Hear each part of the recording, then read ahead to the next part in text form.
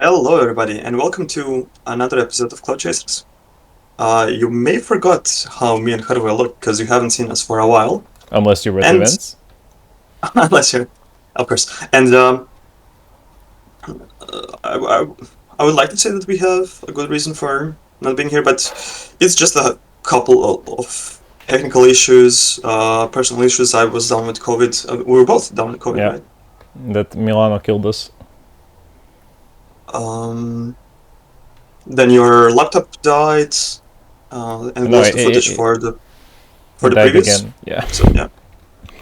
Uh, and I think we'll have to throw the towel for the last episode, and we'll just upload just the audio part, simply to give you something that Yeah. you can listen to. So this is like episode 12 if you're listening, episode 11 if you're watching. So we can still upload it on YouTube, I think. Yeah. Even with the yeah. Anyways, so Hrvoje, how's your life in One Piece for the last month or Uh, so that people uh, didn't hear us? well, yeah, so we didn't play much tournaments. There's not that many tournaments going on right now. Or rather, neither of us had a ticket for Utrecht. It was Utrecht, right? At the beginning of the month. Mhm. So neither of us went there. And then only I had the ticket for Hanover, so I went.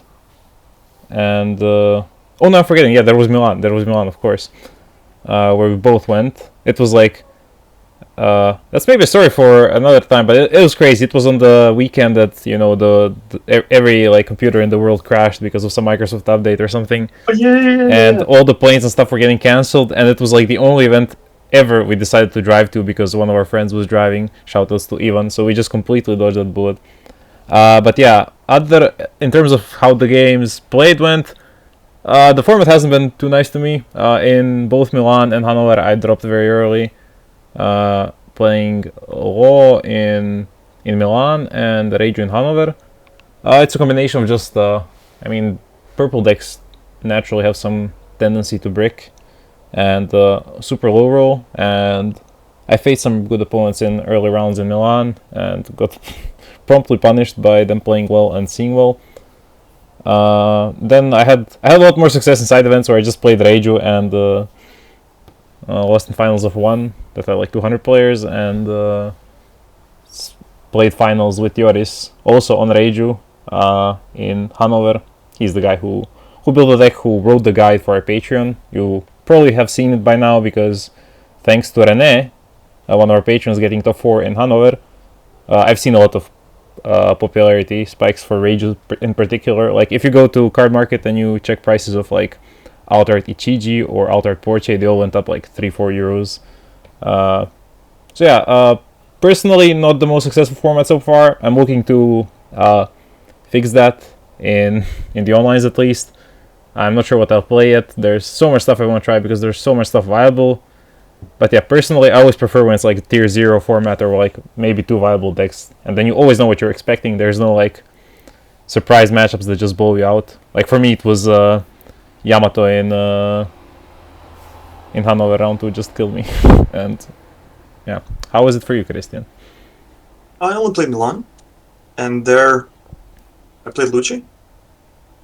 Like the result ended up being decent, but I didn't have a really good time. Uh, I lost two very early rounds. I played a mirror, and they saw the top end. I saw none of it, and I even played a more like a safer, like more resilient list to that with a lot more top end than most of the lists, right? But still, didn't see top end. I went first in both of those matchups, which is also very important.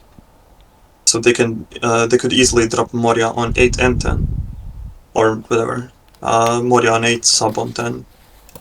However, it ended up working better for them. And yeah, it's very irrecoverable. If they play Moria and like they clear your stuff with just a single card, and then you have to spend like 2 or 3 cards just to clear what they play with Moria, and sometimes you cannot even do that, right? If you don't have Lucha in hand, and a lot of reduction.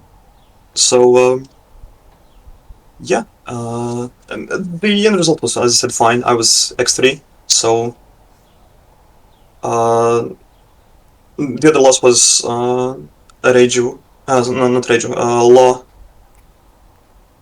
playing the perfect game of Ein, Josh Penguin, Kid, Gordon, Von Clay, Reiju, yeah, okay. then two Reijus, and yeah. Then I even stabilized with Moria, and then he had double Gordon for my Moria. Like he had a perfect time in that game. Anyways, yeah. So that's the only big tournament I played this format. That's it. Like you cannot be mad at a 7-3 result at a big tournament, but as usual we expect more. Yeah. So yeah, I'm also putting big hopes, I would say, on the online tournaments coming up. Yeah, so far I got into 17th and 18th, and you? The same, yeah. Yeah, so hoping for 31st that it'll drop some tickets, last minute signups or whatever. It's trade and trade those, so they're like, I think it's most difficult to get last chance tickets with them because like all the other deals just as they are dropped they go into sale or something. But yeah, we're hoping for the best. But yeah, I actually do want to go back a bit. Like that Milan event, at least from a fun perspective, was like probably my favorite in the last year, just because there were so many creations going, and we were just hanging out, and it was super nice. And like the venue, it was a very social experience for us. Yeah, yes. The venue choice itself was very weird because it was like basically a tent near an airport. But there were two upsides to that, and that was that there's not that many.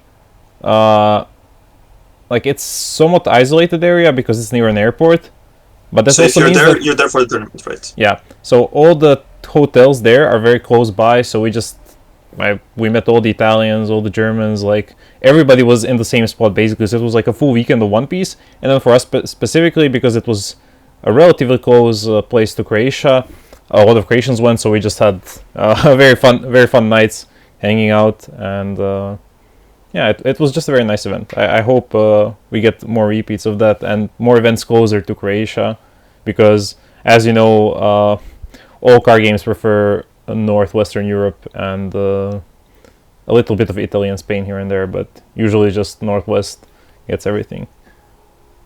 Yep. And that's what I said to someone who asked me relatively recently, how to prepare for a big tournament, and the answer is, if you make it a social experience, it doesn't matter, or a tourist experience, whatever.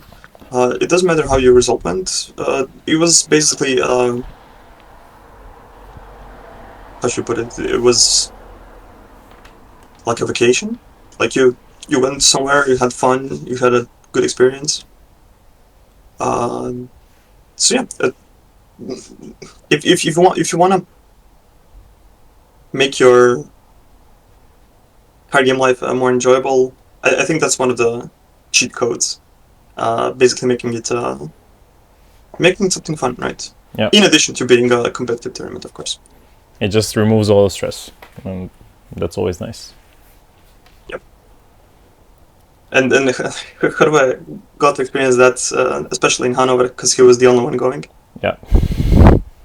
He did have Joris for company, but yeah. No, there's some things that cannot be, when you're venting, like English sucks as a language in terms of, how you can express yourself, especially when you're angry. And yeah, when there's no other creations for me to whine to. Because obviously when I drop out early, I'm very upset. I spent weeks preparing for the event. I felt really ready. I tested Reiju so much. I was very confident with the deck. And then to just go 1-2 drop, it's... I don't know. It was very upsetting. So usually when that happens, I just dip to the hotel because I know I'll be bad vibes wherever I go, like bad mood. So I don't want to ruin other people's day. But yeah, that's some bit of expectations maybe being too high.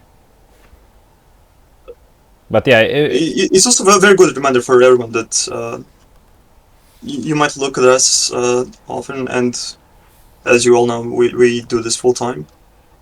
But even we have by times, and we keep repeating it to you. Like, if you go to a tournament and you expect a big result, you are aiming for disappointment. However, if you play for a year, some results are bound to happen. Yeah. It's like just the road to improvement is a matter of consistency and perseverance, pretty much. Like, I think René said it was his first top 8, first serial this weekend, and yeah, he has been improving at the game gradually for months, and we can attest to that. Like, he's been very active in the Discord, looking for advice, and he did something that I don't think many people expected to even happen in this format. He got top 8 with Reiju, which I'm pretty sure in East it didn't happen. In the West, this is the first time it happened since Law got all the crazy cards, right? I mean, Joris was very close to it in Utrecht. Yeah, he got top 32. Yeah, he just needed one more win to yeah, that kind of flew under the radar, but yeah, he was the first to secure a prize card in OPO 7 with Reiju, and now it was René was top 4, and I think Luka Tsare or Kare, I'm not sure how to read his name. I think he got top 32, but he was very unfortunate. Like in Hanover Top Cut, he immediately ran into, I think, Julius on Law, who finished the day 1 with 10-0, so yeah, that's just very unlucky. Because beating Law with Reiju in Swiss, it's possible. In best of three, you have to pray. Yeah. Okay. Today, we don't have like a big central topic. We have several topics, but we'll just sprinkle all of the things that were happening here and there, and also there are no big like things happening. I mean, arguable. We will discuss the big things. There's definitely one thing we have to discuss, and that's the final situations. So we documented our initial how should I put it? A feeling of hopelessness or whatever when we started the game and we couldn't get into any of the tournaments. And you had to look at the tournaments from the sidelines, right? And watch people play the tournaments you couldn't. It was extremely close to making us completely quit the game. And it happens from time to time. But it never happened the way it happened with the championship finals. I am still completely baffled and unsure how this happened. So, for anyone out of the loop, both me, Hrvoje, and a lot of top-tier European players didn't get any ticket for one of the finals.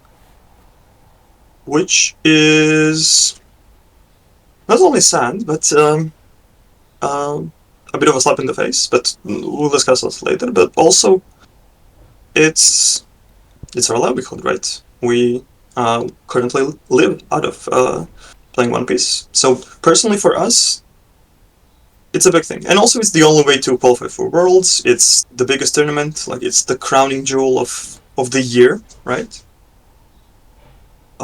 So for us, it's a very big thing. Then for us as players, this is yet another event that is kinda showing that the competitive scene for One Piece card game is a happy accident, and that Bandai is not doing a concentrated effort to cultivate a competitive scene. It just happened. They really do not cultivate competitive players. They do not basically they do not have competitive players in mind as important agents for the growth of the game. They definitely do organize tournaments, but there's definitely a big difference between organizing tournaments and in a way organizing for competitive play, if that makes sense. Yeah, I think you're slightly wrong in that like Bandai doesn't really do that much to organize tournaments. Like, sure, they select TOs, but you know who runs the show in the end? It's the TOs who make like the events really good. Like, if you check European events, usually they have good coverage.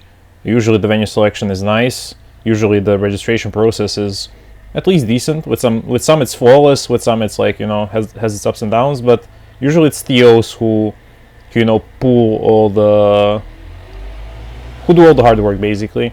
That's why when something goes awry, when the registrations are failing, or like you know what I mean, like when the site's crashing and so on, TOs get the hate. But also I think they should get the credit when events are run well and smoothly. And yeah, Bandai, I understand they work on improving, like things are getting better over time, marginally, but it also feels like there's, you know, some improvement going up, and then boom, like just back to close to where we were before from time to time. And finals situation feels a decent bit like that. I understand why it was done as a raffle, because it's 3 events, and let's be real, if it was first come first serve, there's very strong odds we would both be playing all 3 of the finals, because we would just be there on the dot, like spamming F5, making sure we get all the details in. So I understand that Bandai wanted to avoid that, but I also think that, yeah, there has been no care to just, you know, reward dedicated players, because I don't know, like seeing some of the names that currently don't have a ticket for finals, it's a bit funny. And I just want to say one thing, like, we're filming this on the 9th. It's possible that that by the time that this is released in 1 or 2 days, the tickets get raffled off and one of us does get into finals. But as it stands right now, on the 9th of August, yeah, neither of us has tickets. And there's obviously no guarantee of tickets, but yeah, some sort of a qualification system similar to what NA had last year would have been nice. Like, I think they did it wrong. Like, last year, NA and NAS were supposed to be invite only, and then they backpedaled and made it open entry, but gave the people with invites 2 buys. I don't think the buys are necessary. I just think that what they actually did was they gave those players who qualified priority registration. Like, they had a week in advance or something to register for a tournament. And I think that's a very, very good compromise to. And then you That's can just excellent. Like, that's not a lot of effort, and you dodge all the backlash, and you reward your players for being. Yeah, and you can dedicated always to the game. yeah, you can always do the thing they do in Japan, and you can just flat out say you're only allowed to play 1 finals in like the first wave, and that's fair. Like, there's 3 events of 1K players. Like, just introduce that limitation. Sure, it does add a bit, you know, of administrative work where you have to make sure that somebody isn't playing more than 1 event. But I think that would have been a much more elegant solution, which would, I don't know, just generally feel better for the player base, because I know a decent number of people who don't play One Piece at all. They just have it like a, you know, maybe I'll play this game, who applied for finals and they got in, and now they're gonna play because, well, they got into the finals. Why wouldn't they play? And that's kind of silly, because it's supposed to be the most important tournament series of the year. Yep. There are additional, like, added bad things that one of it is the way they gave you the, okay, tell us which one you prefer. And, for example, we didn't get the ones we prefer, and we know that people got into the ones they did not prefer, which is, I'm still unsure how does that work. And the other, of course, is Americans being able to get into European finals, which is fine if there are more slots, but if European players cannot get in European finals, oh, that was a very poetic moment. Yeah. Как скажем ослачек на... The Dandelion, yeah, Dandelion Sea just flying in through the window. Nice. Yeah, I mean, it's... I would even go as far as to say it's insulting that we cannot get into European finals, and a lot of Americans are gonna play there, which, yeah, don't wanna. I agree. I mean, let me just make one thing clear. We do not blame the American players nor the few Asian players who sign up. Of course, like, yeah. You know, I mean, if we could sign up for their finals, we would go. Like, it's, you know, don't hate the player, hate the game. It's also one of the reasons why I had a really funny follow up to my tweet. You know, with the finger snap.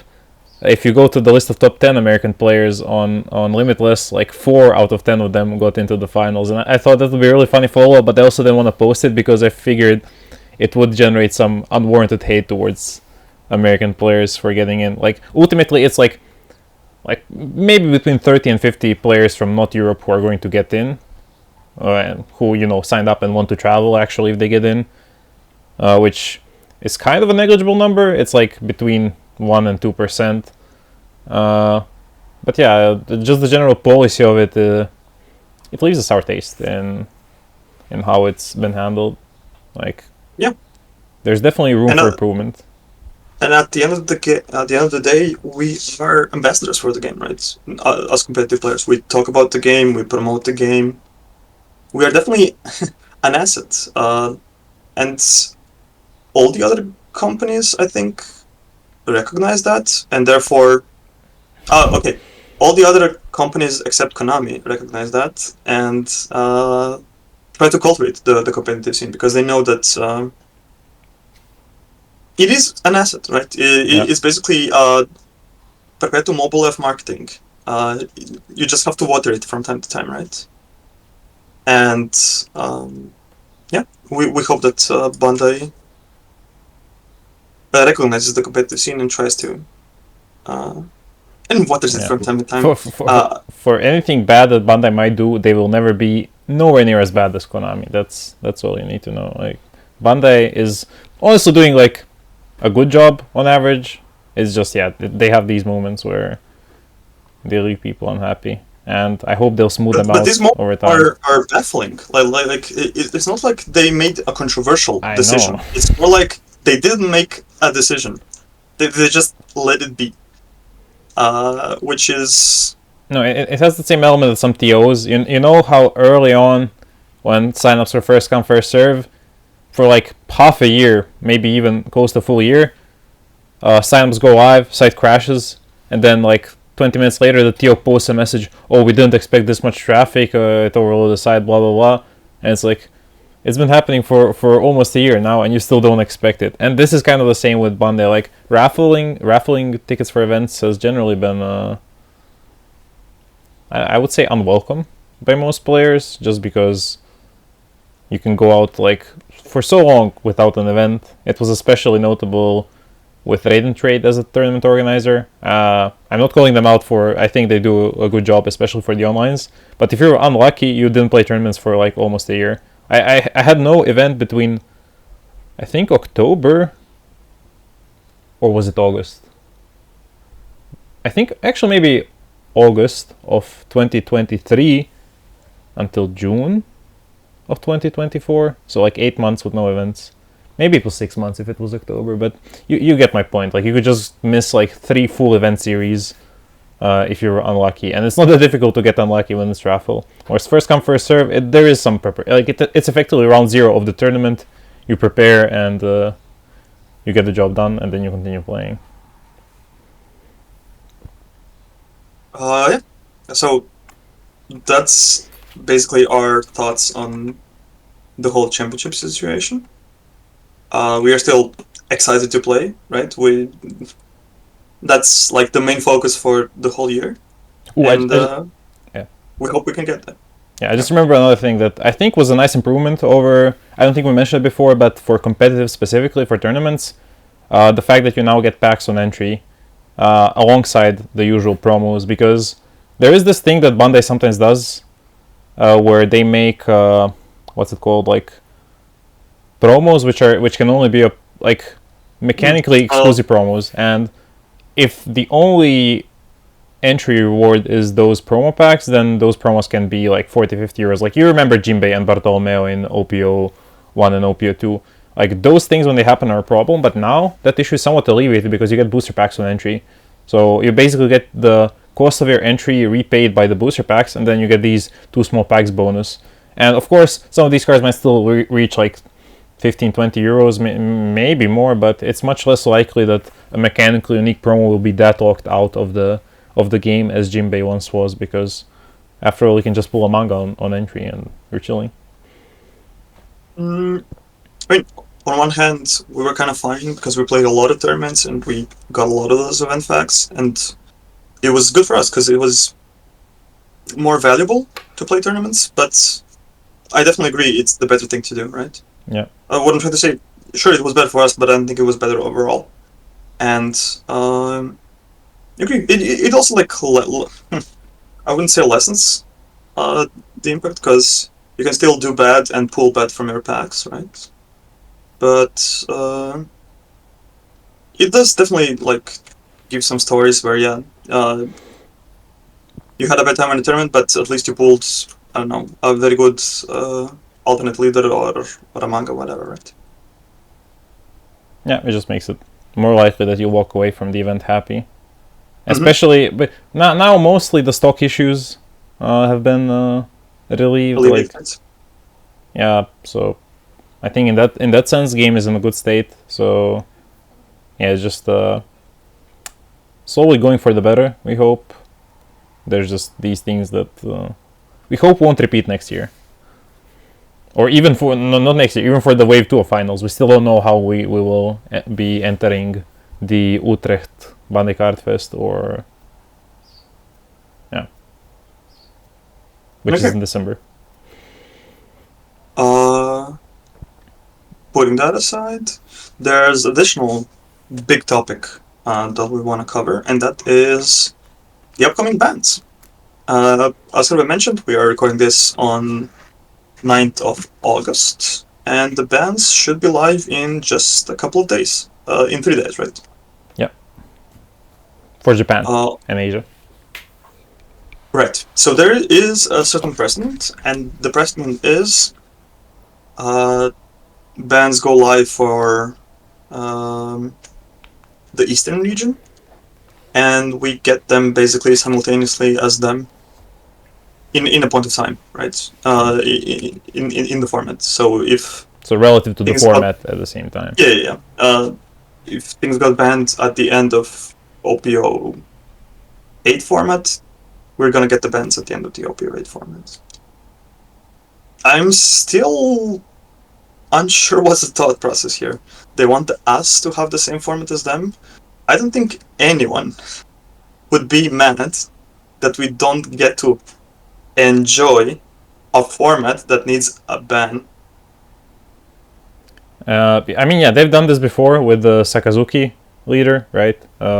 It was revealed on 1st or 2nd or 3rd of March, something like that, for Japan, valid from I think start of April, but we only got it with the release of OPO 7 in like mid-June. I don't remember what the exact release time for OPO 7 was, but that was like 2.5 months between the legality coming into effect, but also it was because in Japan they started to immediately honor like the ban list on everything that wasn't like the highest level of official play. Like, I guess flagships also didn't honor the ban list prematurely, but yeah, it effectively meant that even though they had this format where Sakazuki was really strong, they even had in theory 1 month where they could play Sakazuki in OPO 7 with all the crazy new support, like the Sengoku, the Boa, I guess the accompanying 7 Warlords 2Ks, and we would only receive the ban like 3.5 months later, 2.5 months later, depending on how you view it. And if they do that again, I imagine people will not be too happy. Like for this format in particular, like people wanted Law banned much earlier, but as it turns out, Law is not that dominant in OPO 7 because there's no ignorance in spamming Black Maria Queen and blocker Law. And in OPO 8, we have seen that actually there are decks which can contest RP Law in their championships.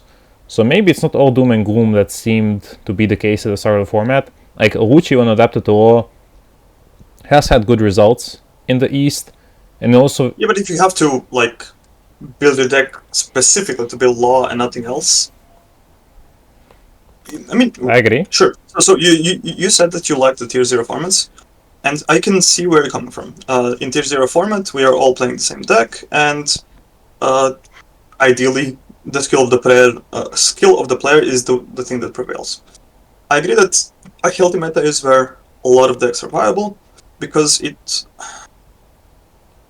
makes for more varied and interesting gameplay, and because this is a card game, right? This is not chess, where we're playing the same game and we see who's the better player. Card games are much more colorful, creative, much more varied, right? And the idea of card games is that you are playing different decks. You are trying different decks. You're playing versus different decks, right? And you are experiencing a breadth of strategies and interactions between different strategies, right? That's very fundamental to the experience of card games, ideally. So I think tier 0 format, even though it's beneficial for competitive players, right? It does not align with the ideal TCG. On the other hand, even a varied meta with a lot of competitive decks would be fine if we didn't have polarizing matchups. Like, if most strategies can go toe-to-toe with other strategies, then we live in paradise, and the game is the greatest game of all time. Most of the time, you will not have that, and that is the meta we are currently living in. There's a lot of decks, and every single deck has at least one very bad matchup. This adds a lot of variance to your tournament experience, because you can play from 0 to, I don't know, 3, maybe even 4 of your bad matchups, right? Yeah. And you can be a very, very good player, but your odds are very stacked against you. I mean, For you can example, even have basically autos. Like if you're playing this leader, how do I make it? Enel, and you run into Nami, goodbye. Like that's almost a guaranteed loss for the round, and there's not much you can do about it. And generally, I would say One Piece has been good about that notion, where there's not that many polarizing matchups. But I think it gets worse in formats as open as this one. yeah, what I'm trying to say is, yeah, everyone is talking about how open the meta is and how many viable decks there is. Yes, those things, if you put a period after that sentence, yes, I agree with the sentence. It's nice to have a lot of playable decks. However, that's a very important beginning of the next sentence. Having a format where for every single deck, there's at least one deck that kinda ruins your day, and you're completely up to the mercy of Matchmaking software. matchmaking, yeah, to not get matched with them. God forbid you have a nice Swiss, and then your first top 32 best of 3 is your basically unwinnable matchup, like what happened to, what did you say? Luka. Luka, who played Vasilis, yeah. Like, that's definitely not the best experience, concept, system, whatever, right? Makes you feel impotent, as in, we all hate those matchups where you feel like you cannot do anything to win. And that is definitely not what the designers are aiming for. So, yeah, on one hand, is the best meta we had so far. On the other hand, the problems of the game have never been as emphasized as of today, right?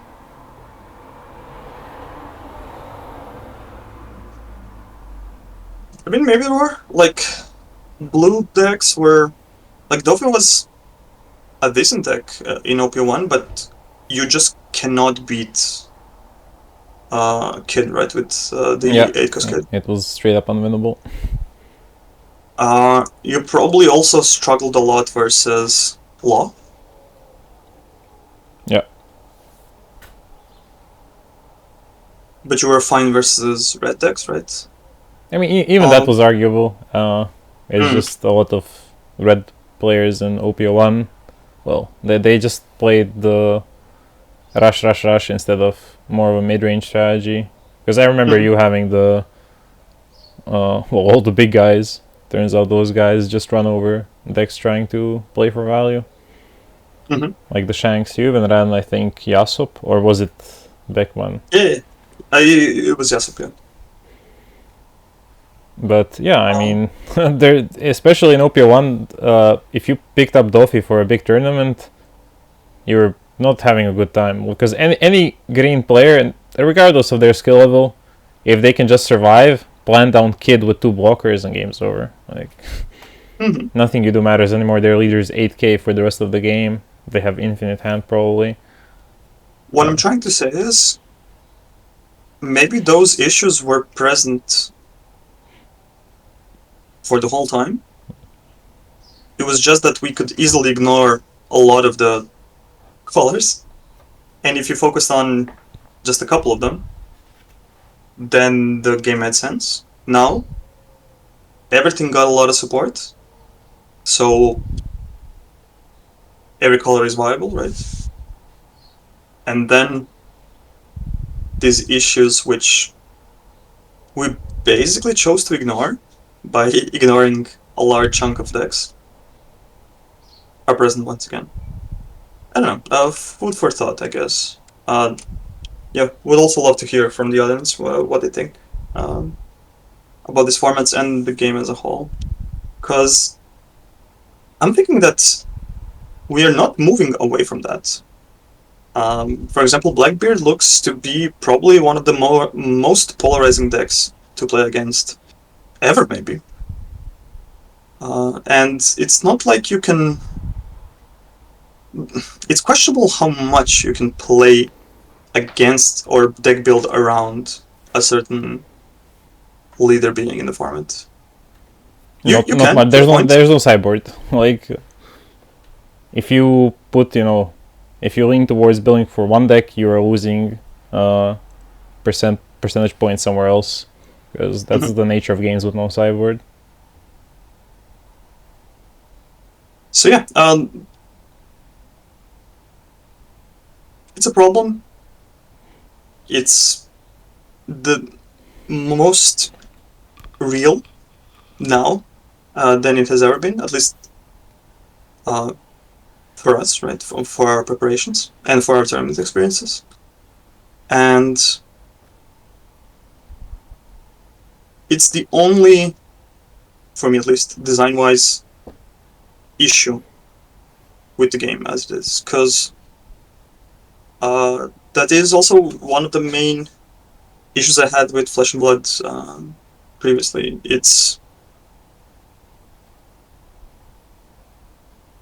Yeah, I mean, if you want to hear my Flesh and Blood Nationals experience from this year, my first round of Swiss, I'm playing a matchup where I'm playing a Ninja and I'm playing against the Ranger, and Ranger has a lot of cards which, if they deal damage to you, they basically turn off. Like, you basically cannot play your turn. You have to skip your turn. And round 1, I got to play 1 card the entire game. Like, I attacked with 1 card at the start of the game when I had my turn to attack with. And then for the next 8 turns, I could not play and I just died. And then, in top 8, I run into the same player and I actually get a decent combo off. I deal a lot of damage to him. I'm feeling good about the game. This could work. I even open like the Silver Bullet card, the card that I side in specifically to counter him. And I draw it. And then he just has the hand that plays through it. And then he doesn't let me play for another 6 turns and I just die. And it was like super frustrating because what was I supposed to do? Like, I tried playing and his entire deck said, no, you do not get to play. You just die. That was exactly the same. My experience was I was also playing. I was playing a different ninja, but my ninja is more explosive, but more vulnerable. And I played versus assassin, who basically punishes decks which want to keep every card in hand and go for a big combo. And I played assassin very early. Then I played him in top 8 and I lost. So yeah. Look, we are competitive players. We spend a lot of time here. We think about every card. We playtest every matchup, and it's inescapable, like taxes or death. Like you play a very good deck, and every single deck has that one matchup. They just have to pray, and that's why I loved Moria to pieces, and I presume that you also loved Sakazuki. Um, there was nothing that I was scared of. I guess Black Hill Luffy, but even that was playable, and also it was not that. It was almost not at all relevant in the meta back in the day, right? Yeah, before the Rocket Luffy, Mm-hmm. it was much less consistent.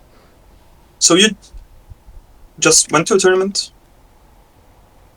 Every round was a game of One Piece, where you try to play well, right? And I really love if I would lose and I could go back to a game and be like, okay, this is where I made a mistake, and if I prepped even more, maybe I wouldn't make that mistake. Like it lets you No, I agree. That's like when you lose in a tournament, the best thing that can happen is that you go back and realize, wait, I made a mistake. Because that means there's room to improve. It means that you can not make that same mistake later, and you can just perform better. But if there's no such realization, it's just, okay, I played Reiju into Law, and I didn't see any of my like Don minus cards, and he just ran me over. Well, there's nothing you could have done. You could have picked a different deck and maybe lost to some other matchup. Like, if you beat Black Yellow Luffy round 3, but now you played Lucci instead of Reiju, and you just lose that maybe. And yeah, it feels like you have the least amount of agency when it comes to deck selection and formats which are very wide. Because all the really strong consistent formats, Sakazuki, Zoro, those are stable decks, consistent decks that you always get to play the game. Moria as well. Even Whitebeard, like Whitebeard did have the chance to just completely break up, which is not good when your leader is well, bleeding from his own effect. But yeah, it was the hallmark of all the like really good, and I'm not gonna say skillful because all the decks are skillful, but all the really top performing decks were this type where there was nothing that really scared you to sit across. and it made the whole meta experience much more enjoyable, right? Because at the end of the day,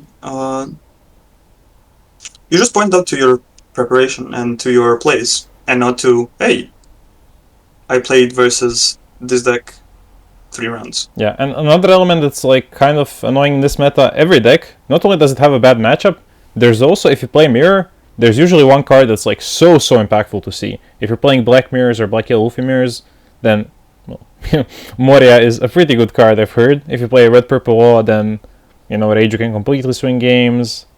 If you're playing NL, obviously just top end, counter your top end. That's how it goes. And blue decks, seeing Jinbei is a huge push. Yeah, there's always just some card that puts on so much pressure. And with Nami even. Imagine you play Nami Mirror and like who saw more Pilafs and Kayas. It's Mm-hmm. And that is definitely a weakness of game design, because it often feels like currently in One Piece we are building a deck around certain cards, right? It's not we have a deck. No, you have a deck which is basically a delivery service for a certain card, usually, right? Yeah. And I mean, what does that mean? That means that those cards are probably overpowered compared to other cards, and the other cards cannot stand a chance in comparison to the other card, right? Like, what card can compare to Gecko Moria? Well, I know one, but And that other card is also problematic, so... yeah. It back in the days of Red, I mean, even then, Moria was... not Moria, 5-cost Marco was very important, but he wasn't game deciding. Like, Yes. if you saw, you could see 2 less Marcos and still win, especially before the balance when there was 4 blocker Marcos and 4 radical beams. Like, it was just consistent all around, and there were multiple win conditions to play towards. Like, if you didn't see new gates but saw Marcos, you were fine. If you didn't see Marcos but saw new gates, you were also fine if you played better. If you saw enough radicals, like, you were fine even like with 3 less Marcos.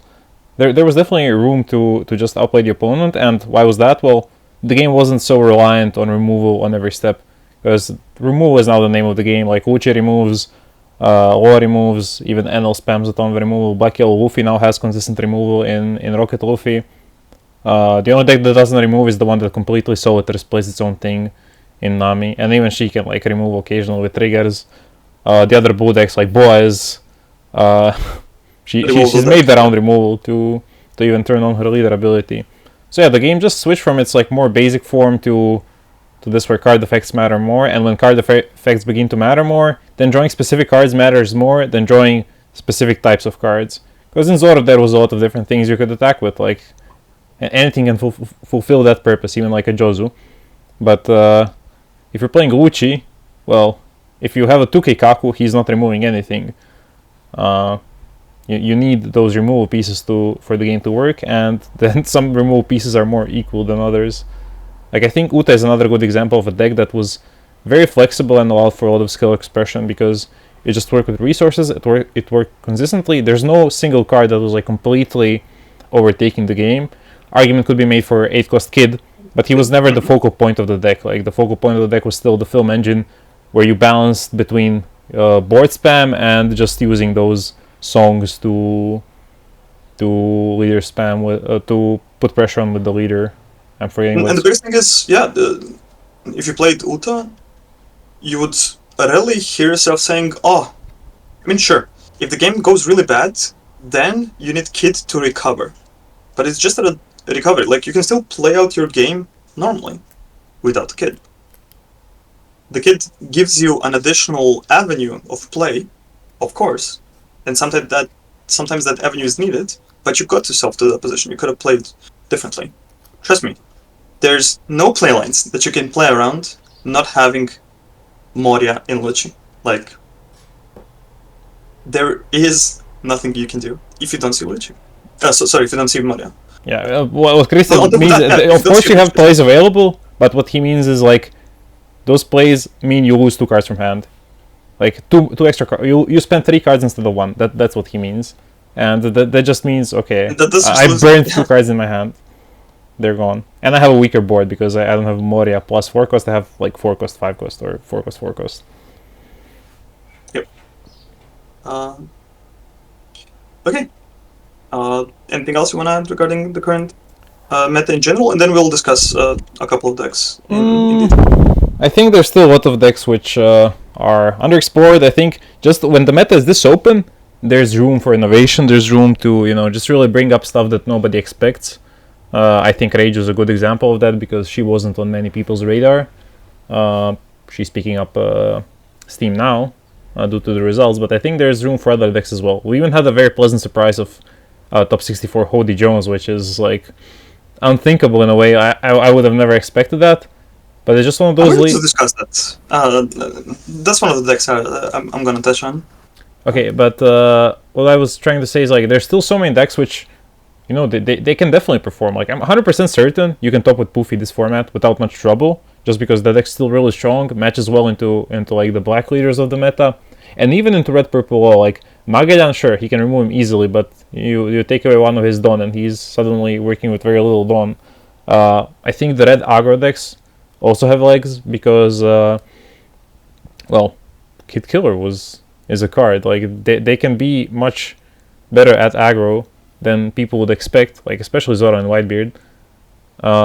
But you just have to dodge an L and maybe Bonnie. So it's like there's a lot of things that can top this format if you know matchmaking software does you a little favor. Yeah. Okay. So innovate, try stuff out, and that's what we're I'm always trying telling to that. Yeah. Dex. You mentioned Hody.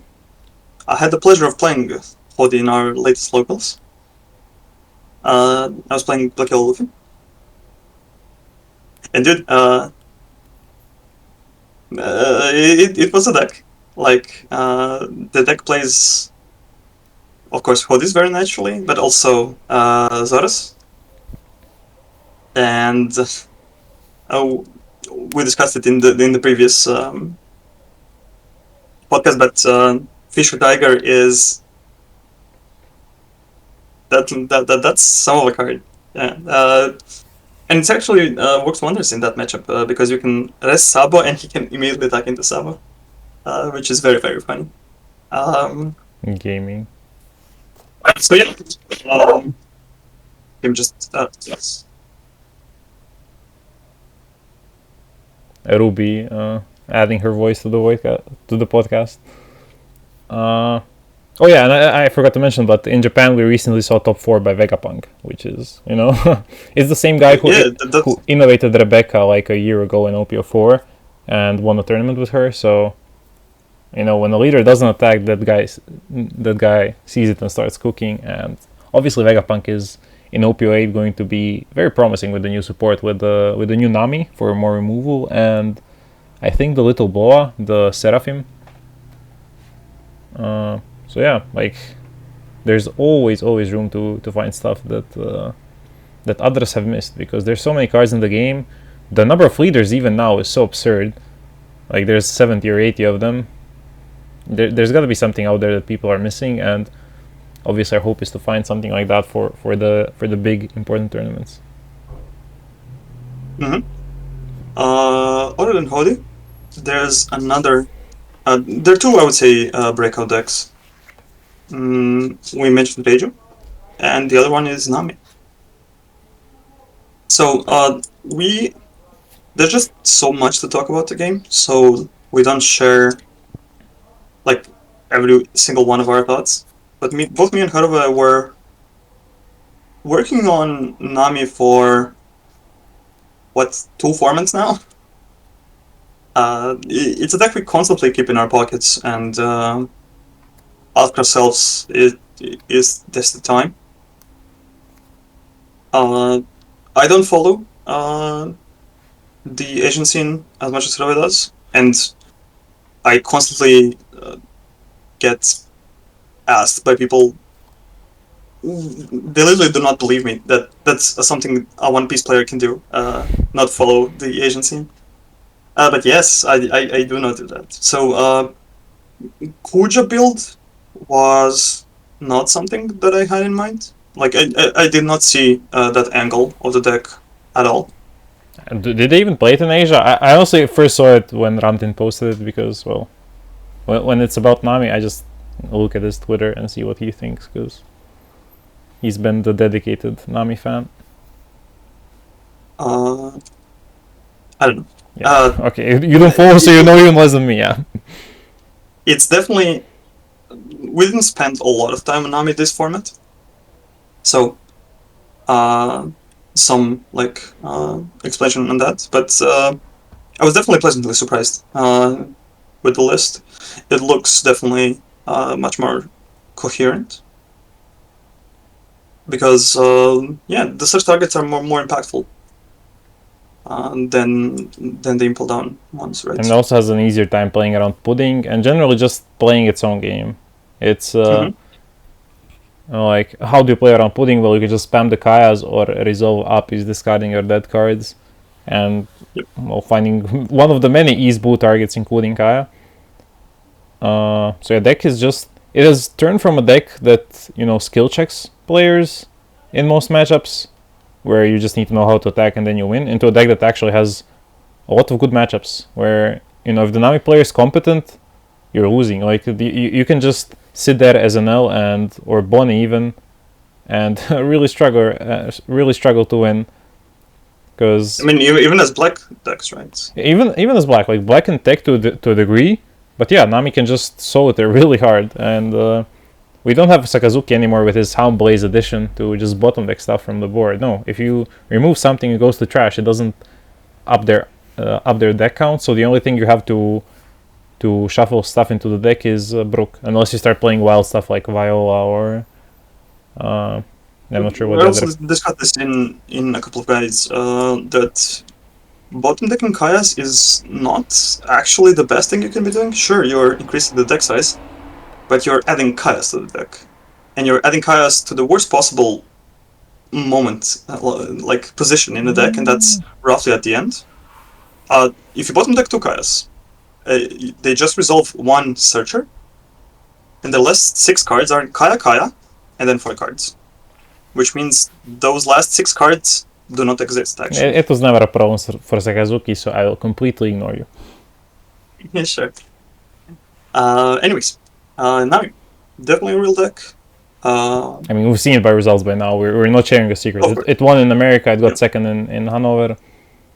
You know it, but yeah, it's a deck you have to keep in mind, and maybe a good reason to take an aggro deck that people don't expect to finals or to one of the onlines. Like red purple are the obvious choice, but maybe Zora, maybe Whitebeard.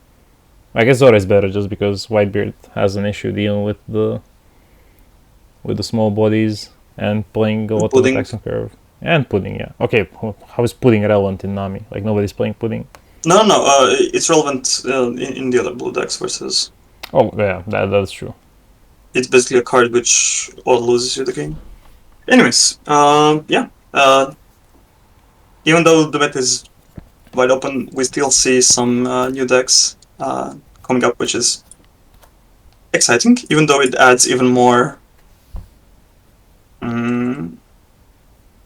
feel bad moments. Uncertainty, yeah. And yeah, because now there's an additional deck which is also very polarizing.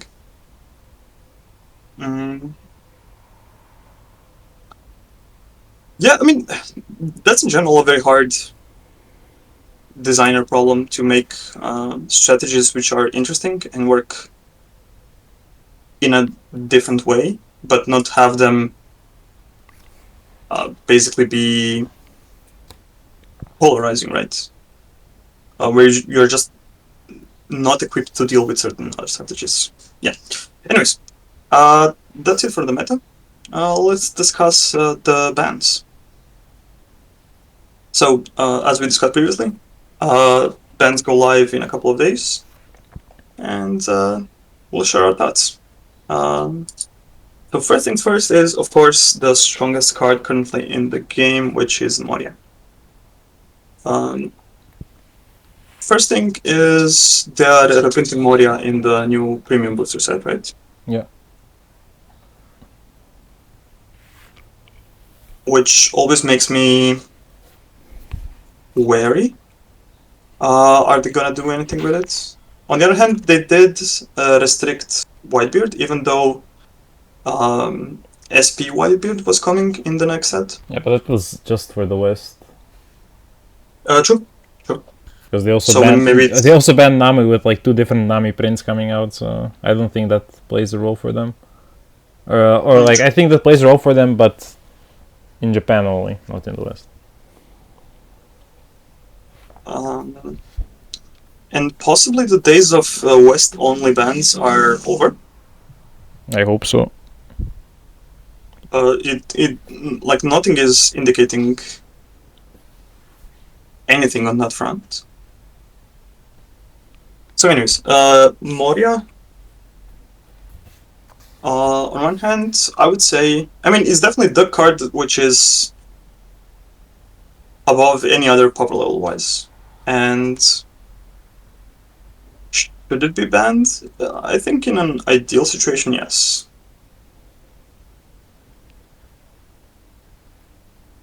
I agree. Is that like all the black decks revolve around it? I think that by banning Moria, you're almost completely removing black from the picture. Arguable. I'm sure people would come up with new stuff if Moria wasn't in the game. But yeah, the game has also like evolved to in power alongside Moria, because all these decks that are meta alongside black, well, they don't have their own Morias, but they're still competing with the Lucci and the Black Luffy just Yeah, fine. for example, And that's the thing. Everything evolved around Moria. So if there is no Moria, who can keep Law in check? Who can, I don't know, overcome Dofi spam, right? yeah, So all the other stuff kind of like caught up to Moria. Even though, yeah, Moria still stands heads and shoulders above everything else. What would you say? Moria should be banned? well, my personal feeling is yes, but I obviously we don't test the formats without these specific cards. That would take too much time, so we're not really fully aware of the ramifications of any particular card banning. I just think it's a really powerful card that makes at least Black Mirrors feel very stupid. Like if you see more Morias, you don't feel like you can lose, and the other way around. Like if you're playing against a good player and they see more Morias, it does feel doomed. Like, but banning it, yeah, it would completely kill the Black Yellow Luffy deck. Mm-hmm. It would cripple Moria, the leader, significantly. Like he would lose 4 Thriller Bark targets alongside just his main power play. Lucci would still be playable for sure, because he's just an all-around good leader, and the Cypher Police package has been good since, well, Inopia 3, just as naturally. Maybe he would go include some Navy cards now. My personal feeling is yes, but I guess when I think about it, maybe it makes more sense to find other bans, which I'm not sure what they would be. Maybe the O-File Lucci, like that card was always a problem, but that doesn't really touch upon Black Yellow Luffy at all. Yeah, I don't know, it's a very difficult question. I'll keep my answer as yes, just because at least restrict the card, then it gets Saki, but 4 copies. I think restrictions in general are the dumbest thing they can do. I do agree. But like, 1 copy is better than 4 copies. For the game, I mean. Is it? Is it? Yes. I'm not sure. You can overcome 1 Moria deficit.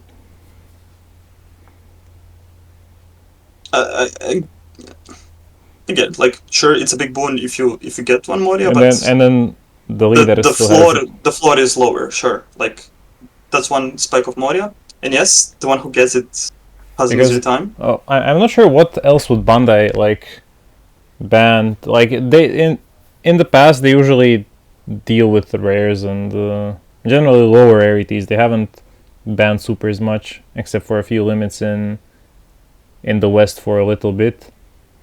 So yeah, it doesn't seem like their policy is to target supers, especially as you said, now that they're getting some reprints. And yeah, I guess if I had to think, I would say they will not ban it, but I would like to see it banned, just to see what else the meta comes up with in its place. Let's stick to other black cards. Rebecca has been bullshit since release. Like, I think she's really strong. She will stay strong for as long as she's legal. She gets, with every new black 3 to 7 cost that's released, she gets better. Like, she can add Jack to hand next set. Like, if you mill in with leader, and Jack is a really good card. So, and more of those cards will just keep on coming. Like, you even played her in Moria, when not many people did, just to do the Rebecca Hina play. Because it's insane. It's very efficient. She's like mini Moria, but with defensive purposes. Yeah, defensive upsides, and then the fact that Moria can also play her out is just icing on the cake. Yeah. Yeah. Personally, I would like to see Rebecca banned. I think it's More or less than Moria? I think more than Moria. I think she's like Moria is maybe more problematic card, but Dex. I don't know. Now I think about it, maybe no. Maybe I would like to see Moria go because Rebecca kind of promotes more. I don't know, slightly fairer exchanges. Like the impact is definitely less so than Moria. I think everyone can agree with that. Um, she's just super efficient, and the late game situations she presents are possibly problematic. We've all seen it. You can just spam Rebecca Saba a couple of times, and not a lot of decks can deal with that. What about Sabo then? He's not a key to any black decks except Luffy right now, who's Mm-hmm. you know he is like almost all yellow cards, but he's effectively a black deck. I think But Saba yeah, is a fine card. but he has Like, been. It feels like a card that will be strong for as long as the game exists. and I'm fine with that.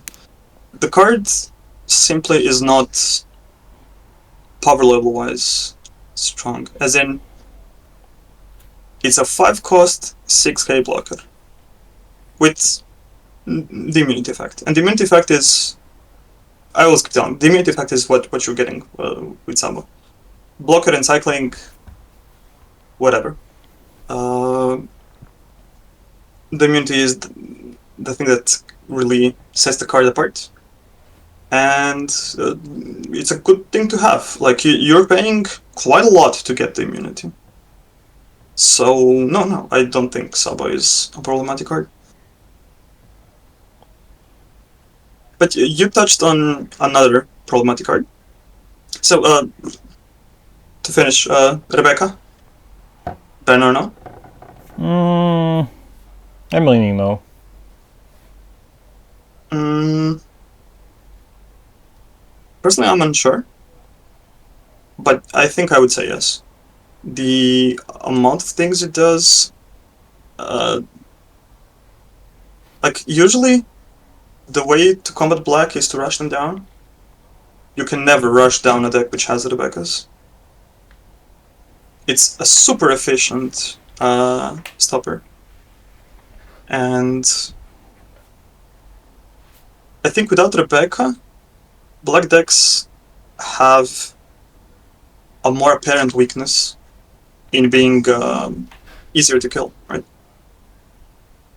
And it also makes some other blocker cards more relevant. So I would say Rebecca has to go. Okay, what about OPO5 Lich?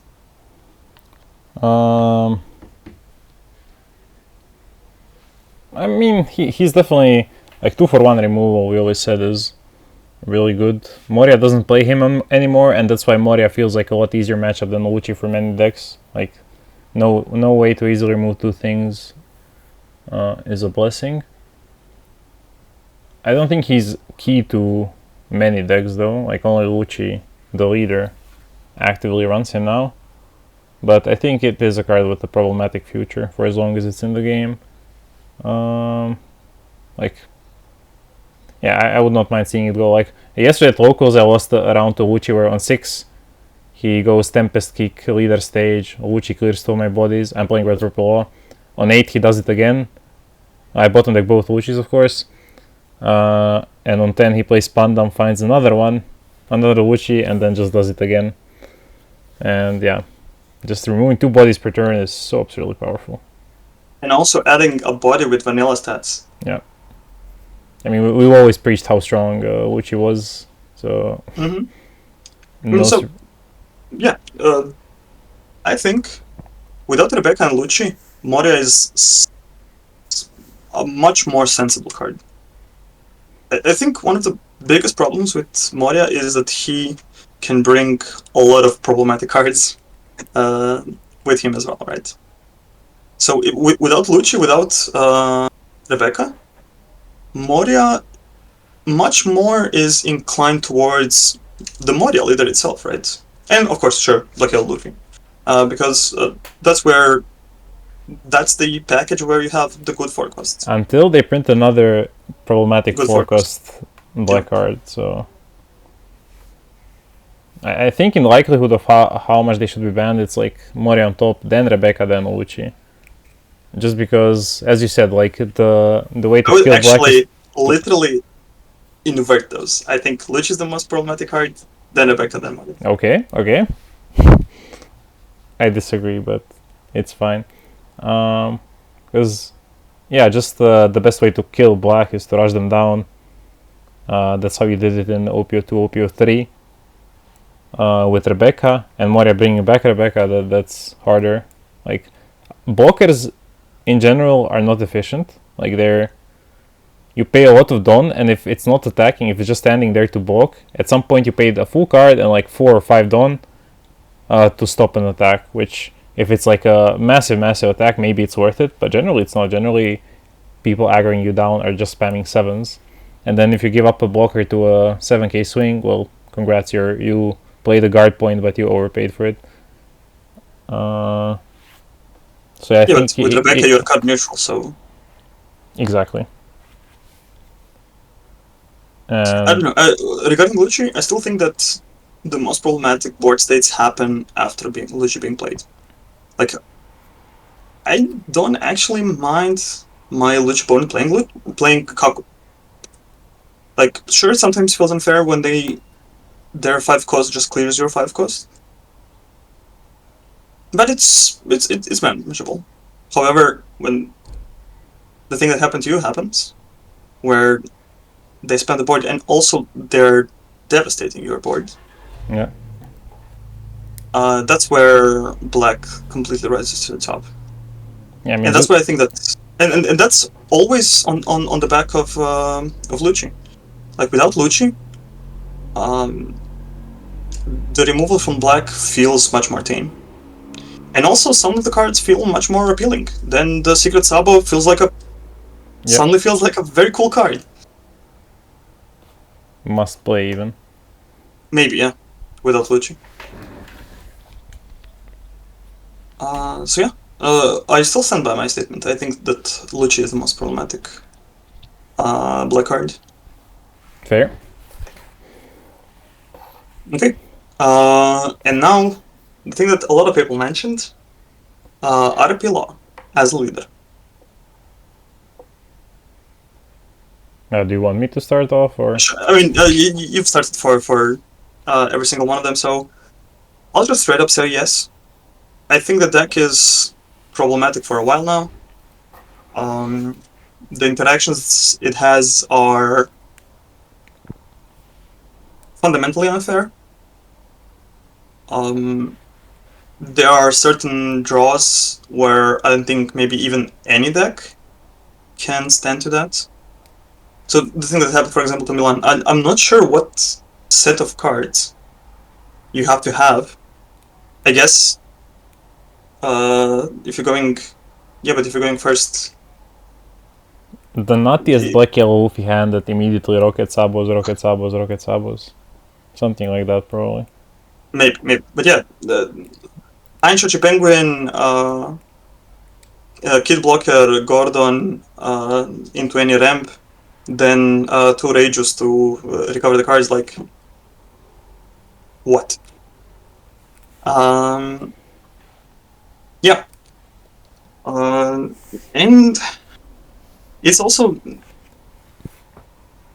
The thing we sometimes mention is that there are some leaders which completely like warp design and make some cards very, very sketchy.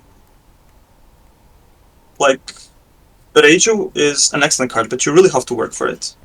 Law doesn't have to work for it. He naturally cleans his hand by being very proactive on board. And he naturally lowers his down. Like, Reiju is a nice card if you have to aggressively counter, work a way to lower your down, and then you get paid off with an excellent effect. just getting it naturally for free. Then Kid Killer. An on-counter card, costs 4, pretty strong. If you get it for free, the endgame situations where you can close the game are numerous. Then you completely nullify a lot of 6k units because they're just one Gordon away from being cleared, right? So a lot of the things add up to me thinking that Law is not the best deck to exist in the game. Sure, he keeps Reiju in check, I guess, but I think that you can fight Reiju on Reiju's terms, right? As in, you can adapt your game plan to Reiju. Sometimes you just cannot adapt to Law. Yeah, What do you say? I fully agree. As you said, there's a few leaders. I think we'll go over the rest of them as well. In this game, who just whenever you design a card for their color, you have to like ask yourself. I mean, the Bandai designers have to ask themselves, wait a minute, what about Law? Does he abuse this? He does abuse Kid Killer, and he's the only real abuser of Kid Killer right now, despite the fact that, like, 4 sets ago, Kid Killer would be in every red deck, like, no doubt about it. Like, 4-7 rush, like, sign me up instantly. But that's the thing, like, there's no other red decks except Law, and there might never be any other red deck, because you can play most of the red cards, except the top end, of course. Marco, we are Marco believers in this house, so I don't want to hear it. Yeah, Marco believers. It's not 5 cost Marco. It's the leader. The leader, yeah. When he gets the Whitebeard 7 cost from that set, like we're cooking for sure. But yeah, it's just Rage is just another showcase of that. Like the character, I've seen some people call for her ban, which to me makes no sense because the only 2 decks that play Reiju and successfully get the effect off are Law and Reiju herself. And for Reiju herself she's like a very crucial piece because she's one of the there's no other Windsmoke Reiju 4 cost that you can swap into. And once again, we can maybe use the argument she's also getting the reprint in PRB, so there's little reason to ban the character. But yeah, every time a purple or red 4 cost or less is made, like Bandai has to stop and think, wait, does this break Law? And to me, that's such a stupid thing to have to do. Like, just ban the leader, be done with it, and maybe like they did with the Sakazuki, print a new worse promo. Hopefully not as completely killed off as the promo Sakazuki. Like, give him some legs, but you know what's making him problematic. It's playing the 4 cost, so do something. And like, if he can only play, I don't know, Heart Pirates. Yeah, exactly. So you can still Shachi Penguin or something. Great. You can still Shachi Penguin. You can still play Beppo. It's a cool deck. Now it's a little bit of a combo deck.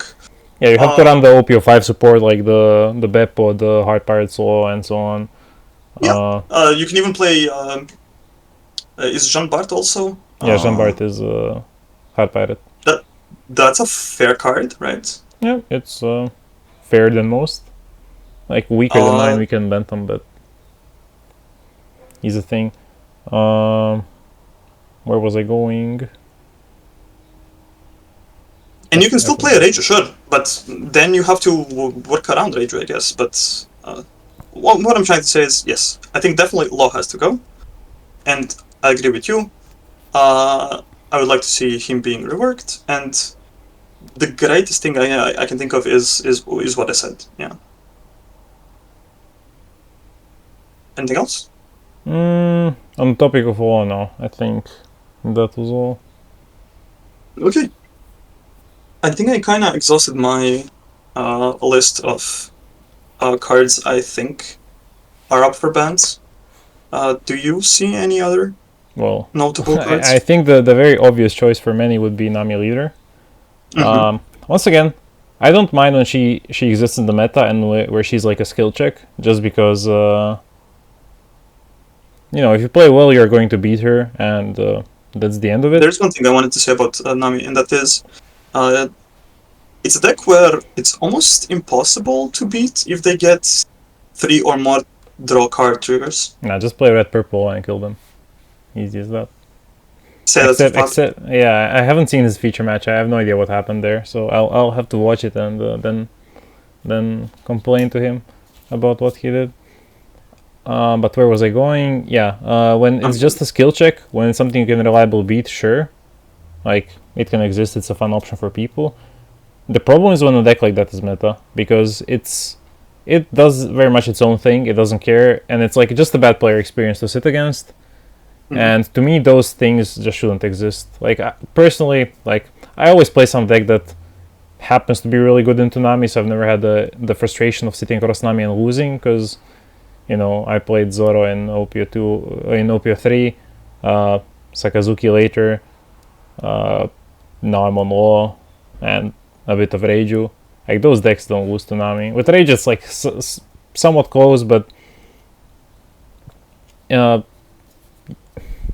what I'm trying to say is it's not personal. I really don't care for the fact that Nami has her own win con. I just think that for general player experience, decks like that should never be like truly competitively good, where they have good matchups and bad matchups. It should all be like middling to bad matchups, where the skill of the opponent decides. If that type of deck is actually good and dominates competitive scene, then it needs to go. And Nami isn't dominating, but I still think has too much presence. It's like the same as fatigue decks in Flesh and Blood. If the thing you can do is just defend until your opponent loses, that's not a. First of all, it's not fun to watch. Like on stream, watching someone play against Nami is not fun. Testing against Nami is not fun. I imagine playing Nami is quite fun because you get to play all of your cards and go through your entire deck every game. But for the other player, the experience sucks. And I do value player experience in pretty much every aspect of TCGs. It's the same thing I explained with the entry packs. Like it's better for the player if they get 6 entry packs. It can alleviate some of the bad beats of the tournament, provide extra value, and then if you ban Nami, then there's just one less frustrating matchup to have in mind, and a potential really bad experience. Like having multiple peel-offs and all-stars triggered on you is... I hate it. Fun fact, at Euros, in Sakazuki Mirror, I lost like around 8, I think, because my opponent's first 3 lives were all peel-offs. So it can still happen if they're not playing Nami, but way less likely. I can see that, which is sad because Nami is probably the most unique leader we have, right? She completely warps deck. On the other hand, I like Rebecca, Vegapunk, all the non-attacking leaders, Iceberg. I just don't like non-attacking in One Piece in general. Like every Starvation deck, every can't attack leader, right? Even though I really liked Rebecca. I just think that they circumvent one of the most fun and one of the most interesting concepts in the game, which is when to counter, when to take life, what to throw away, how to manage life, and so on, right? Yeah. And that has... probably that is the most skill expressive thing, I would say. Okay, sure. We just need to put a disclaimer here. That doesn't mean Nami isn't skill expressive. Like the difference between a good Nami and a bad Nami is like night and day. Like there's a lot of skill expression to the deck. I didn't say that. Yeah, but you're. Yeah, but I know how people online. I know how people online will interpret such a statement. So I just had to put in the disclaimer immediately. All I was gonna say is that in most games, knowing when to counter, with what to counter, when to take life, and so on, is usually the most skill-intensive thing. Choosing what to play is often relatively easy. And one of the biggest showcases of that is when a couple of very recognized players meet and we discuss a certain play. most of the time almost always we can agree on what's the best play, like for a given turn. However, when the discussions come to when to counter, when to take life, that's a lot of Yeah, you find a lot of roads which, they all try to converge to the same end goal, which is the win, but there's a lot of different paths that people take. Mm-hmm. And I think I'm probably going to say on record and say that that's probably the most interesting part of One Piece as a card game. Countering and life control, right? And whenever a deck comes up which completely negates that whole part of the game, you're left with... For the opponent. In my opinion. For the opponent, sure. You're left with definitely subpar experience. Okay? Any other bans worthy of mention? I don't think this is an immediate issue just because the deck isn't good, but NL leader. Like, he's in the same boat where every good generic yellow card, is just looking to be abused by this leader who only cares about his top end and what flies out of his life. It's annoying design. It can lead to some very frustrating experiences if he just high rolls the triggers and gets the disappear event once or twice in there. Begaze, like you know the deal. You played against NL, you played against yellow, both you and the viewers. It's going to... Currently, I think he's still in the fine stage just because for a lot of decks, he's in that stage where Nami was until 07, where it kind of skill checks you. If you know how to play against it and you play any decent deck, you have a really good chance of just beating him without him. Like, all the agencies in your hands. But eventually, there will come a point where, the amount of support is, it brings it over like the precipice, and it's now just straight up a good deck that bullies a lot of decks in the meta around. And at that point, we have a problem, and the problem is rooted in the leader's design, where he can live indefinitely, in a sense, especially if he gets lucky with what he finds in life. So I wouldn't say he needs a ban right now, but I think that's one of those things that's coming in the future, and if it happened now, I would not shed a single tear. Yeah, I think Fleshblood does the watch list thing, right? Where they say, oh yeah, we are monitoring these cards and they can be banned. And yeah, I agree. NL should be put on watch list, right? All the other cards seem perfectly fine. Tenko's Duffy, perfectly fine. Kid Killer, quite a fair card. What else? What other cards are people really clamoring? Reiju. Or did you mention Reiju? Yeah. I didn't, but I would say it's a very strong card.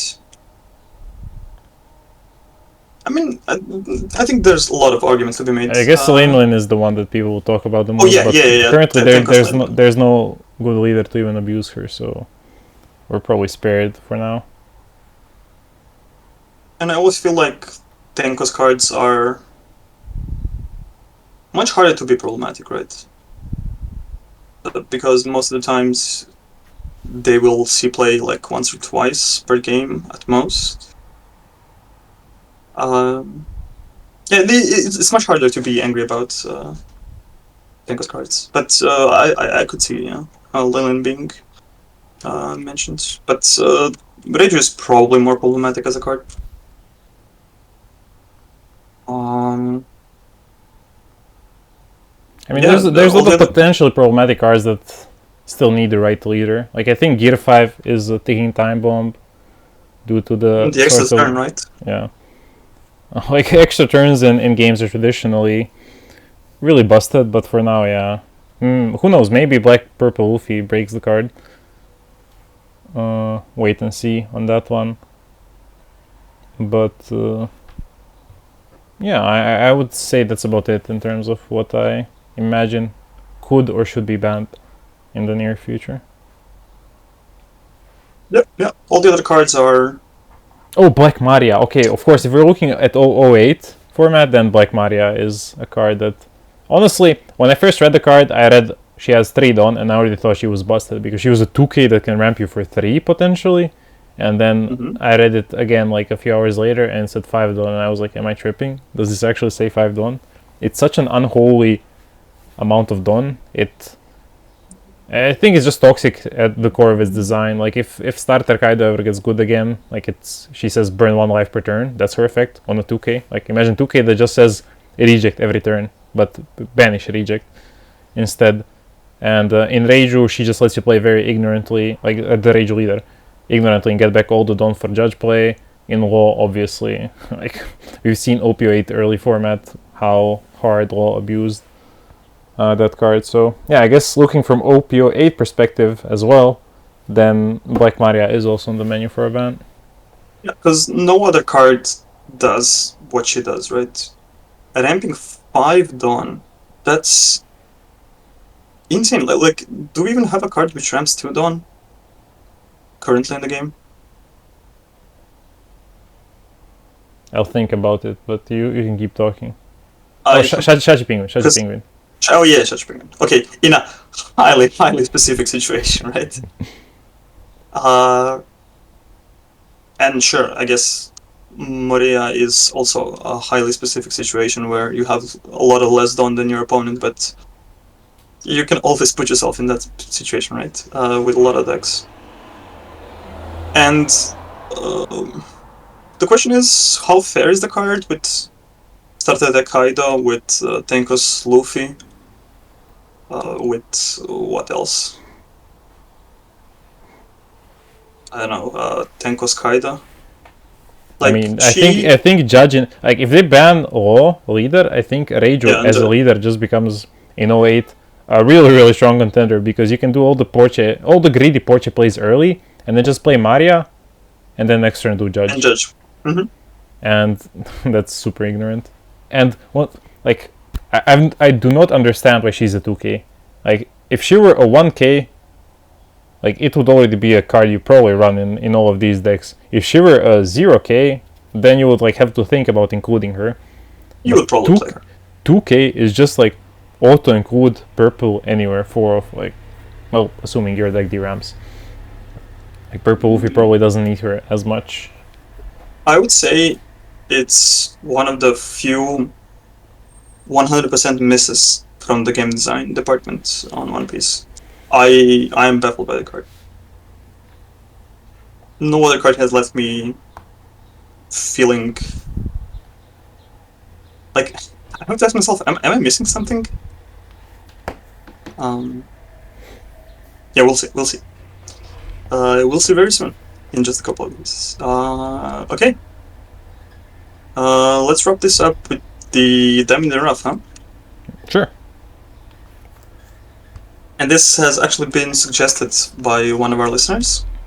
The card in is called, let me just bring it up, Gum Gum Bell. It's a black Straw Hat event from Starter Deck 8. Cost 2. Says you may add the top card of your life to your hand, then give up to one of your opponent characters -7 cost during this turn. It has a trigger where you can add one black character with a cost 2 or less from your charge to your hand. Okay, let's discuss the easy part of the card first. The trigger. I think the trigger essentially reads, this is a 2k if you get it from life. If you're playing black 2ks, which is like Tsuru or something, right? I don't see a lot of other uses for that trigger. Not a lot of very important 2-cost or less black cards. And then we enter the main part of the card, which is almost bizarre. So, of course, I think this was also actually run in the a couple of Black Luffy lists. Basically, focusing on the fact that you take a life, right? And that is something that Black Luffy likes to do. The other question is, why would you run this over Ice Age? because if there's a card for 2, which says give something -7, even without adding life, it would be quite comparable to Ice Age, right? Because having a lot of reduction is more often than not just an overkill. You really like a lot of reduction for Lucci, right? For example, just one Gongon Bell puts Moria to 1, and then you can easily KO something else. But the cost of losing life is humongous, and I think basically only Black Hill Luffy can currently afford to run the card. But the card is very, very unique. Actually, what do you think? I think this card also has potential in Kyros, just because it gets rid of the life, and then you can just flip a 7 another. cost card. So it says like it effectively becomes a Thunderbolt, but for a 7 cost. And that's without adding any other reductions on top. Yeah, I think it's a really interesting addition to Black Hill Luffy. Yeah, and it also works great in Kyros, because you have to flip the life, right? Yes. And then you have the flipped life, you reduce, you take the flipped life. Yeah, nice. Yeah, thank you. That's what I do. Innovate. Okay. No, so I want to say was where we first saw this card played, I think, at least seriously, was by Justin Tillman, who, if you don't know him, he's like the European GOAT of black decks. At least back in OPO2 and OPO3, he played all of cards that people didn't seriously consider. He won OPO2 Regional with Smoker, and OPO3 Regional he got second with Black Wolfie, and he was running Great Eruption in both of those decks back in the day when people didn't actually think Great Eruption was good. And yeah, he ran 2 copies, I believe, of Bell. And yeah, it's basically an alternative to Thunderbolt, and a way to enable your Rocket Luffy. You played it in Black Hill Luffy, right? Yeah, in Black Hill Luffy, of course. If you played Kyros, I would have been super surprised. And yeah, it opens this avenue where, sure, the reduction is way too much. You don't need, well, 5 is usually enough. Like, the only deck that spams 10 costs really are Bonnie, which is already a quite challenging matchup. That's probably not helped by just the Rocket Luffy clearing something. Because if you get into stage where they're spamming Doffies, you're not having fun. And the other one is an L, which I guess it helps there, but Ice Age is also enough. Like, if you can Ice Age remove one Yamato, that already buys you so much time that you're probably just fine winning out from there by attacking. Of course, things can happen with triggers and stuff, but you're not building your deck to beat even the high rolls of opponents. Like, some games you just cannot win. That's the nature of card games. But yeah, it's like any other card that you can run in the deck. It's a non-counter, so you will sometimes just have to filter it with Sabo. And unlike Ice Age, you need to have the life to trash. So it works really well specifically against those decks which are trying to starve you, such as Bonnie and Anel. And it's pretty much useless into every other deck, whereas Ice Age does come up as Luffy against other decks. Like, you can take out a 5 cost or a 6 cost blocker in Law, coupled with the Rocket Luffy. You can take out, well, a Moria against Lucci. There's plenty of relevant uses, which this card does not have. And the only upside it has is it has that, like, Awakener cost that helps bring you closer to your leader power. But yeah, it's like, there's definitely room for it, and yeah, the potential in Kyros as well. But it's not like the... Yeah, it's not the defining piece for Black Hill Luffy right now, and probably won't be, honestly. But it's a cute. But it's definitely an excellent candidate for Diamond in Rough. It's a very interesting card. It does a lot of weird things, and possibly there's enough power in the card. That's for sure. Yeah, like, the thing is, why does it not work that well in Black Hill Luffy? Well, Rocket Luffy kills a 4 cost, and if you run Sabo, he kills a 5 cost. And 7, like, you just, it adds up to over 10, and at least for now that is not relevant. Who knows, maybe in OPO8 with Jack that becomes relevant, but are you really focusing on taking out Jack when playing against Black? Oh, Jack Black, I just realized. Probably not. So going over 10 tends to be overkill until we get black decks. Actually, I guess that might be what future holds for this card. When black decks which up their own costs become relevant in the meta, that's where this insane cost reduction of 7 could start to shine. Not sure in which deck and which combination, but it's out there. It's an option, and it's also some success in tournament play so far. Because this is the closest we got to. There's no card which says something is a 0 cost, right? There is. It's I cannot remember what its name is. It may be even one of the Helmeppos. Oh, but I have no idea. Straight up make something 0? Oh, he makes a vanilla 0. So it's the OPO3 Helmeppo. Set the cost of up to one of your opponent's characters with no base effect to 0 during this turn. And I'm not sure if there's another.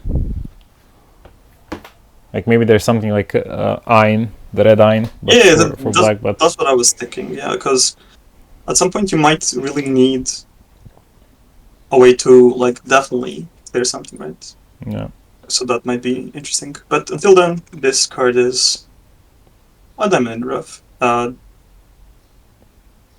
would say out of all the cards, it needs the most things to align. I mean that's most of diamonds in the rough. Like they're just waiting for the right circumstances, and it needs to be multiple circumstances. Okay. And with that, we bid you our farewell. The next tournament you might see us are the online ones. Once again, we apologize to all our fans for not putting the episodes out. You would not. We are now back on track. You would not. We should be. So Hrvoje has a new laptop. We are all healthy, and we have the time because there's no tournaments that we have to travel to. So as well. I guess we won't film on every same weekday because it will depend on the news and happenings in our world as well. But every week. But yeah, and hopefully you see us at some of the finals. Like we have fingers crossed that we get some tickets. Yeah. As usual, we want to hear everything you think about all the topics covered here in the comments, and we hope we see you very, very soon. Take care and enjoy the game. Bye bye.